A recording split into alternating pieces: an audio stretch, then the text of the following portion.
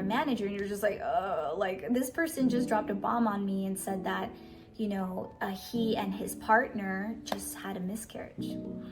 How can I show up for this individual that is a part of the team? How to have hard conversations in your business.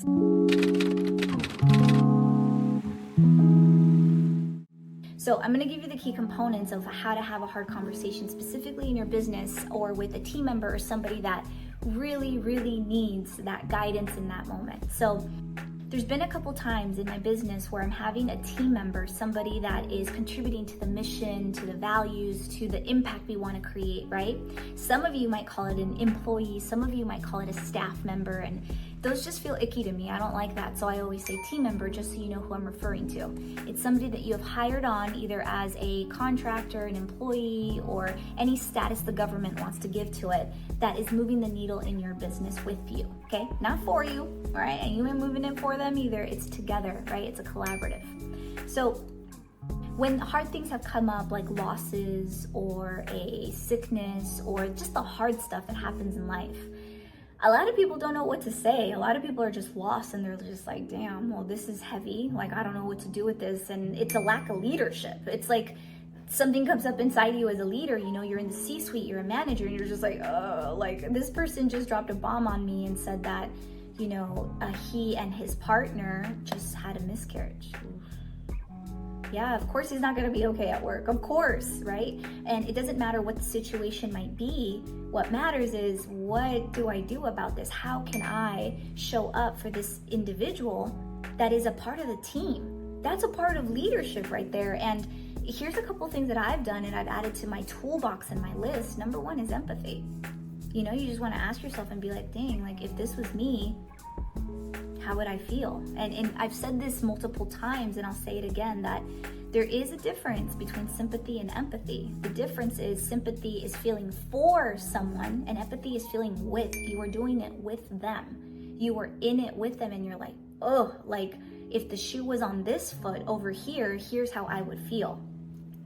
And so another really big part of having hard conversations, aside from empathy, right, and that falls into like compassion, all that yummy, gooey feeling stuff, right, is the ability to communicate, the ability to say, you know what, ooh, thank you for sharing that. In this moment, I'm not really sure how I can show up for you, and I'd like to invite you and ask you, like, what do you need right now? Like, what piece of you is needing support with this? And when people don't know, that's the hardest part. The hardest part of doing something, because when somebody doesn't know what they need or what they want, it makes it difficult. And so you as a leader, you have the opportunity and the invitation, if they allow you, right, if they give you permission to be like, hey, well, let's figure this out together, right? So in this very moment, are you needing a day off? Are you needing a couple hours just free to clear your mind and your space and show up in your best self for us as the team? Because we are a team, right? Or are you just completely shut down and you are just, this is a cry for help right now? And if we don't do something all together, you're gonna crash and burn. That happens a lot. But it takes a leader to ask the right questions. And that's the hard part of conversations, especially as a business owner leading a team. Are you having that courage? Are you having those moments of, what can I do for this person in this moment? How can I be of service? How can I be within my spirit, in my highest being, and show up for this person non-judgmentally, not my own agenda, not right now, what's going on inside me in any single way, but how can I just show up in its purest form in leadership and say, hey, I don't know what is going on, but I am here for it. Do you feel seen? Do you feel heard? Do you feel understood? That is so powerful as a leader. And if you can do that, you can have hard conversations in that business. And when you do it really, really well at work, guess what? It also works out really well in relationships, in friendships, in transactions, that you need clarity and conciseness with what is being communicated and what was left out. Ultimately, individuals, people, my loved ones, it comes to communication.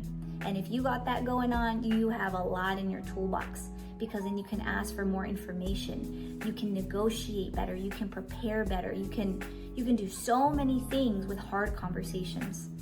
When we are able to see things for what they are, they become in acceptance, right? They become so much easier, and they become pieces of the flow of this is we're gonna get through this, right?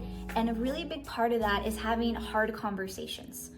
And I've realized over time that that's something that I am able to move through and do well because I've done so many of them throughout my life. And I am the owner of my business, and I've had multiple businesses previous to this one, and I am in it to win it. I am an entrepreneur for life. So that been established, I do want to share that whatever it is that I say is not something that you have to do, or you have to say like, this is the only way to do it. This is just a perspective. This is just things that I've learned being in the ring and getting my own butt kicked, right? As an entrepreneur and as a business owner.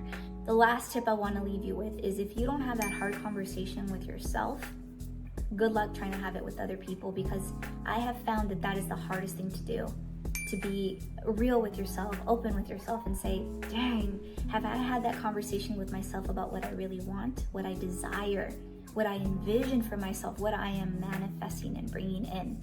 And if you haven't, that's where you need to start. Hi there, thank you so much for watching my YouTube channel and subscribing. Make sure to tell your mama, tell your friends, tell everybody, because we're talking about relationships, business, and spirituality, the 3 top things that grow you as a human being. So if you're excited as much as I am, make sure to subscribe. See you guys later, bye.